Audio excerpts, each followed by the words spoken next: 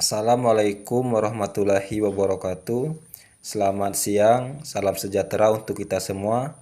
Perkenalkan, saya Dedi Irawan, nomor NIM 1872050083. Prodi Pendidikan Ekonomi, kelas malam. Kampus Universitas Pancasakti Bekasi. Pada kesempatan ini saya ada tugas dari Bapak Supriyadi, STP MPD, selaku dosen mata kuliah Public Speaking. Baik, bab 1 pendahuluan, seseorang harus memahami kepribadiannya sebelum menciptakan sebuah komunikasi memang sangat sulit untuk berkepribadian seperti yang kita inginkan. Dalam hal ini ingin menjadi orang yang selalu siap tampil berbicara di depan banyak orang, akan tetapi hal tersebut bukanlah sesuatu yang tidak mungkin. Hal ini seiring dengan pendapat Andrew McCarthy, PhD, dalam bukunya yang berjudul Berpikir Positif 2007, bahwa berpikir positif dan memberikan penghargaan yang tinggi terhadap diri sendiri merupakan hal yang sangat penting dan mendasar untuk memperbaiki kepribadian. Komunikator yang baik yaitu apabila ia berkomunikasi sesuai dengan motivasi dari dalam dirinya, yakni motivasi untuk memberikan pengetahuan baru lagi pendengarnya. Artinya motivasi akan menjadi lebih penting dibandingkan unsur jabatan, status, keuangan, ras, agama, pendidikan, jenis kelamin, dan berbagai unsur lainnya saat berkomunikasi. Namun permasalahannya yaitu tidak sama orang mampu berbicara dengan baik dan benar di depan banyak orang. Hal tersebut sesuai dengan pengalaman saya dan teman saya, bahwa berbicara di depan banyak orang terdapat beberapa halangan yang terkadang tidak bisa diidentifikasi alasannya. Oleh karena itu saya tertarik untuk membahas masalah ini. Rumusan masalah. Berdasarkan latar belakang di atas, pembahasan masalah ini difokuskan pada yang pertama, apa istilah public speaking. Lalu yang kedua, bagaimana membangkit rasa percaya diri untuk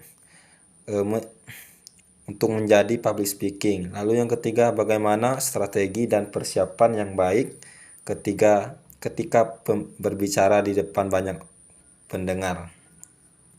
Tujuan untuk mengetahui istilah public speaking.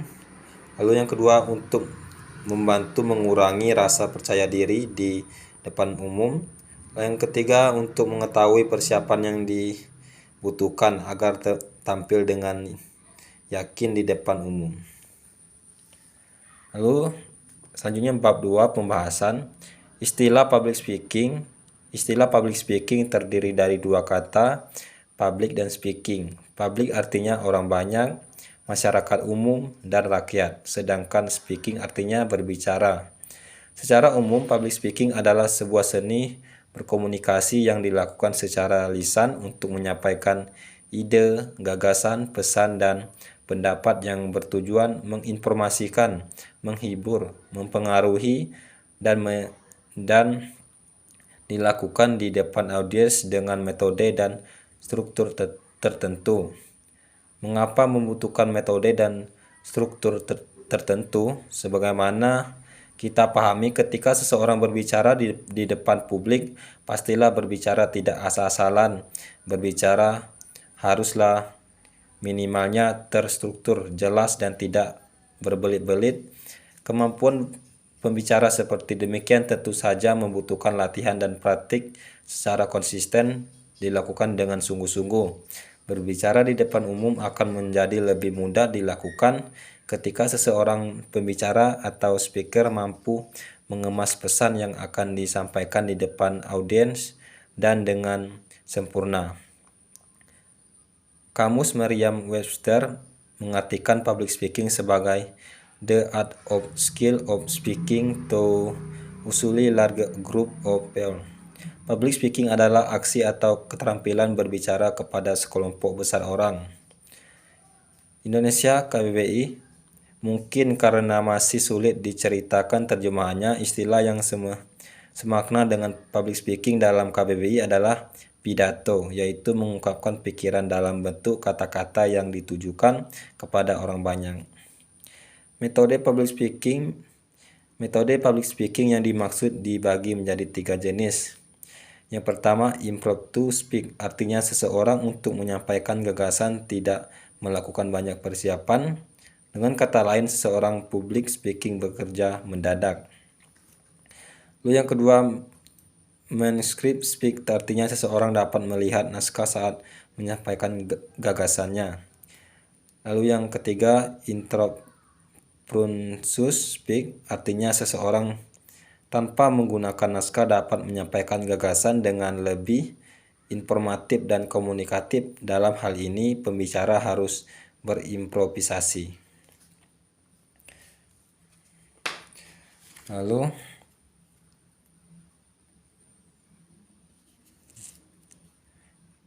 yang baik dapat menjadi awal yang efektif untuk mencari pelatihan. Para pendengar bahan-bahan jokes sangat luas karena dapat diambil dari berbagai cerita, kasus sehari-hari, gambar iklan, pengalaman orang lain, hasil riset, dan sebagainya. Yang B, teknik vokal. Penyampaian vokal yang baik didapatkan apabila public speaking menguasai 3 hal berikut. Yang pertama, pernapasan. Posisi yang baik untuk mengontrol pernapasan adalah berdiri tegak agar memberikan ruang yang lebih baik kepada guru-guru untuk berbicara di depan publik. Diperlukan ruang suara yang solid agar dapat menyampaikan kalimat yang panjang pada volume suara yang benar. Lalu volume. Keberhasilan dalam berbicara tidaklah selalu ditentukan oleh kerasnya suara. Volume suara ketika berbicara di depan publik hanya sedikit lebih keras dari volume berbicara sehari-hari. Berbicara dengan volume keras hanya diperlukan pada bagian-bagian tertentu saja. Selebihnya, berbicara keras terlalu sering dapat menyebabkan tenggorokan rusak atau audiens pun bosan. Lalu ekspresi vokal. Ekspresi adalah faktor penting dalam pengolahan suara. Suara yang baik dalam lebih berarti jika disertai dengan ekspresi yang tepat. Ekspresi terdiri dari 3 komponen, yaitu yang pertama, pitch, faktor tinggi rendahnya suara. Yang kedua, pitch, faktor kecepatan berbicara. Lalu yang ketiga, phrasing, faktor kecakapan memenggal kalimat dan disertai dengan jeda.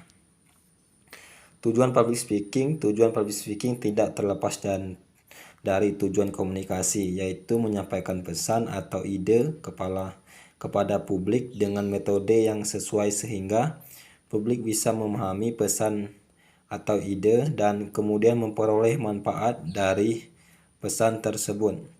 Sehubungan dengan ini, seseorang public speaker pun dituntut untuk mampu memilih metode yang tepat untuk menyampaikan pesan. Lalu, penerapan public speaking disadari dari atau tidak, kita seringkali melakukan public speaking dalam menjalani kehidupan sehari-hari. Bahkan oleh mahasiswa sekalipun mengutarakan pendapat di dalam rapat, bercerita kepada teman-teman di sekitar, dan presentasi di depan kelas merupakan segelintir contoh dari penerapan public speaking. Noise dalam public speaking. Dalam proses komunikasi seringkali arti dari pesan yang dikirim oleh pengirim pesan tidak sama arti dari pesan yang sudah diterima oleh penerima pesan. Hal ini dikarenakan adanya noise atau gangguan fisik, masalah semantik, perbedaan budaya, dan lain-lain, yang dapat mengubah makna dari pesan tersebut. Orang dengan kemampuan public speaking yang baik adalah orang yang mampu menyampaikan pesan kepada orang banyak, namun pesan dapat sampai ke penerima. Pesan sesuai dengan apa yang ingin disampaikan. Public speaking bukanlah kemampuan yang bisa kita pelajari. Tanpa adanya latihan yang cukup untuk bisa mengembangkan kemampuan public speaking, kita dengan baik diperlukan jam terbang yang tinggi dalam berbicara di depan umum. Lalu yang bab 3 penutup. Kesimpulan, kepentingan akan kemampuan berbicara di depan publik sudah sangat mutlak. Kemampuan ini mendasari kesuksesan setiap orang di berbagai bidang.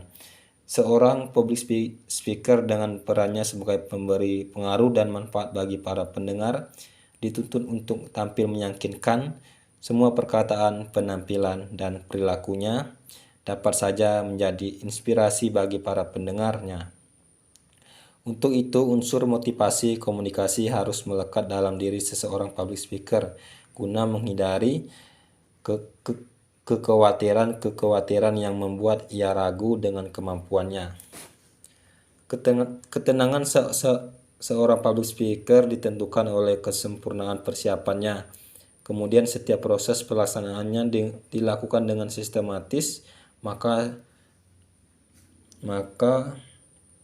seseorang public speaker akan mendapatkan kesuksesan apabila ia telah berhasil menjalankan strateginya dan penerapan teknik-teknik berkomunikasi yang efektif. Strategi dan teknik tersebut dilaksanakan sebelum berbicara, saat berbicara, setelah berbicara, dan selama proses pengulangan kegiatan di kesempatan berikutnya. Oke, baik. Mungkin itu saja. Apabila tulisannya kurang jelas, saya mohon maaf. Saya akhiri. Wassalamualaikum warahmatullahi wabarakatuh.